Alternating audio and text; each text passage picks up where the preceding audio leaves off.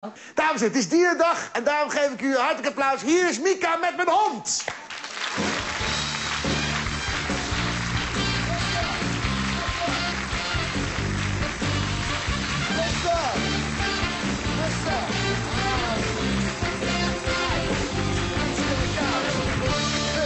Listen. Oh, it's so nice to have you. We had you yesterday already in the program. Please sit down on my beautiful couch. And this is my little dog, and it's dierendag. Busse. Yeah, it's Danish for gay. Oh, really? Oh. Yeah. Actually, we made out in the back, I've got to tell you. You made out? What did you make? He kissed me on the lips. Is it true? Within about 2 seconds of meeting me. I had the same experience yesterday night. Really? Busse, kom hier. Kom maar, Busse. I just say, zitten? Sit, yes. Oh, yeah, I figured that out. Ja, ik moet wat kijkers bij me houden, mensen. Shall I do the same with you? No. So, Mika, listen.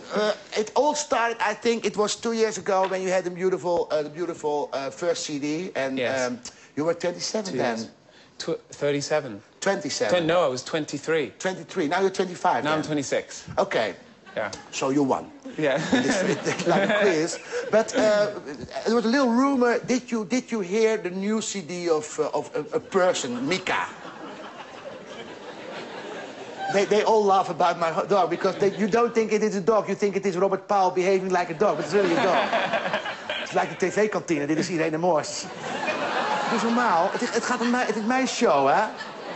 Het is mij af. Kom maar, ja. Ja, er zit gewoon batterij in. Duracell. They are really amazed how I treat my dog. I do the same with my musicians. Of course, it. No, but then there was a big rumor. There's a big star coming out. That is you. Really? Yeah, we all love you. You do? That's very kind. And how are you doing so far? I'm doing okay. I'm doing good, you know. I've got to be honest. When I think it was in Lowlands Festival 2 years ago, which we did. And I was just like, we're going to be doing this tent. It's going to be empty. Why? Like, I'm exhausted. Why am I going? And I went, and there was thousands of people. And everybody knew every lyric. And I was just like, it was one of the first experiences in my life where that had happened. And it happened at Lowlands Festival in Holland. I was like, this is going to be amazing. It's curious, because most stars, they started all in the Netherlands. We have Adele, we had Lionel Richie, Diana Ross. They all started in the... No, that's really true. Because Lionel Richie was... Diana Ross was because of Willem Duis. Because Willem Duis was an old-fashioned presenter. It was a little bit like me, but then many years ago. And then he introduced some artists, and they had the biggest success starting in the Netherlands. Well, I think that's amazing. I mean, when you get the reaction, like even when we did the Heineken Hall, like just hearing people sing the songs back, that doesn't happen in many places around the world, I've got to be honest. And you explained yesterday your songs are inspired as you wrote it as a 7-year-old girl. Yeah. And now... Well, boy, sometimes it depends. I change my mind. Like, yeah, but now it's Sunday, so let's do it like a girl. And then now you say, my second CD, I do it like a teenager. I interpret my songs like a teenager. Well, the reason why I started to do that was because there was so much pressure associated with the second album. Obviously, you know, you write these songs in your living room, then they become successful, and you go on tour for 2.5 years and you have to do it all over again. It's one day, last July actually, over a year ago, the tour was suddenly finished, and the 40 people that I had traveled with around the world suddenly went home, and I was all on my own. And I was supposed to take a 4-week break, and it lasted about 4 days. And I went back into the studio, and I wanted to go back to that attitude that I had when I was 16 years old. And that's why I started to do that, you know. And you sing... it has to do with your micro. I'm not having a lot of luck. All my technical stuff is going wrong. Oh, girl, shut up. Oh, girl, shut up. No, it had to do with your earplug. It had to do with your earplug. Even the dog ran away from me. Don't be so ridiculous.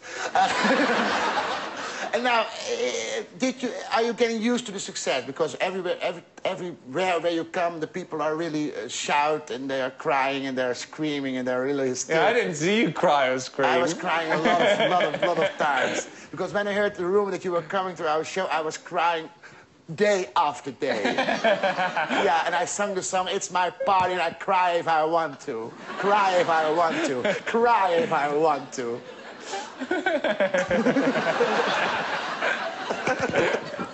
So, marry me. Anytime. We think I'm too old. Hoor je dat bussen? Now, what, okay, success is a really weird thing because it's the thing is one day you feel like you're great and then the next day you feel like you're terrible. So the more success I had with the first album, the more I kind of hid, and that's not necessarily healthy. I think I was afraid more than anything. Afraid of the getting on with success? Afraid of the idea of success, because whenever you get success, then you wonder if it's going to stay. You know, that's the thing. And then you start to compete against yourself. Yeah. And of course, when you sit down and you try and write a song, and you think about competing against yourself, it's really it's destructive more than anything. It's very important that you go back to your 16 year and you go back to the reason why you started doing it in the first place. Yeah. So that's how I started writing from the perspective of a teenager again. Yeah, but your second album is even better than your first. You think? That's very nice. Yeah, and I mean it. Not because you have beautiful eyes or you have a beautiful charisma, but I think it has to do with because you always know the second CD or the second film or the second playwright you write. It's always less, not as good as the first one. But in your way, it's a very good CD. Thank you very much. I'm enjoying it very much. Thank you. So now, after these marvelous words I told you, can you sing another song? I'm going to sing a song called Rain, which is my next single. Yeah. But it is on the record. It's a very dancey song, but I'm going to sing it how I wrote it. Yeah, that's nice. Which is very different. So we go back in your 60-year-old girl. Well, no, actually, room. Yeah, no. Oh my God, I'm never gonna run away from that. No. Sorry, no. No. But the whole actually, this song was a breakup letter that I wrote, and I wrote this breakup letter and I left it on the table. I never saw that person again, and I thought it would be funny to put it to a dance beat. Yeah. And to get it, it's this form of passive-aggressive revenge. I think it's very cruel, but sometimes it's fun. But now you make it you make it easy now, and you're sitting in your own boys' room with posters of... I never had posters. That's the weird thing. When I was younger, I never had a single poster up on the wall. I mean, my mother was terrified when she walked in one day, and I was about 14 years old, and I was cleaning the walls with Windex because I wanted them to be as white as possible. Why? I don't know. I had this crazy obsession with having everything completely blank, which is like ironic. Jan de Beaufry. Really? You know Jan de Beaufry? No. He's a designer, and everything has to be white. But I don't know, it seems to work. It's contrary to me, because everything that I do is so colorful. Yeah. It's almost like I need to live in this kind of white box in order to do that. So the colorful personality stays in a white surrounding. Is that how I can put your words together? Yes, it's very good. Okay, you understand my English? Fully. Okay. You speak French too? Yes. Okay, merci.